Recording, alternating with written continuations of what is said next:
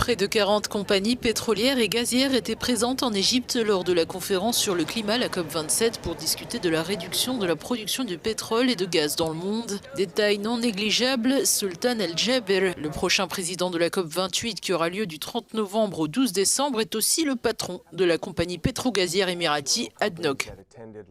La conférence de l'année dernière a été l'occasion d'examiner de près toutes les compagnies pétrolières participantes. Dans l'ensemble, nous sommes parvenus à la conclusion qu'elles n'avaient pas de véritable projet en matière de transition énergétique et ceux qui sont discutés en détail s'appuient sur des éléments tels que la production d'hydrogène, le captage du carbone, des éléments qui sont développés mais qui sont loin d'être mis en œuvre à grande échelle.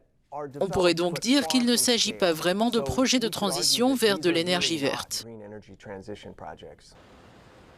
Les entreprises n'investissent que rarement, voire pas du tout, dans les technologies vertes. La plupart de leurs investissements, qui se chiffrent en milliards de dollars, concernent la prospection, l'extraction et le raffinage du pétrole.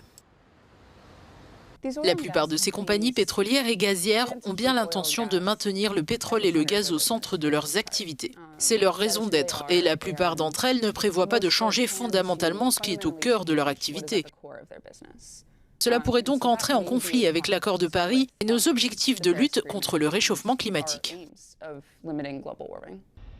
Lors de la COP27 en Égypte, il a été question d'énergie à basse émission, comme le gaz naturel, dans lequel le Caire a investi des milliards ces dernières années.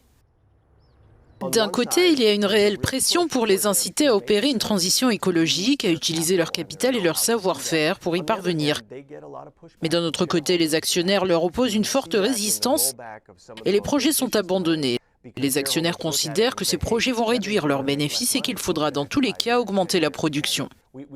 Les nations se sont engagées à limiter le réchauffement climatique en dessous de 2 degrés. Selon les experts, l'économie mondiale devrait être neutre en carbone d'ici 2050 pour espérer rester sous ce seuil.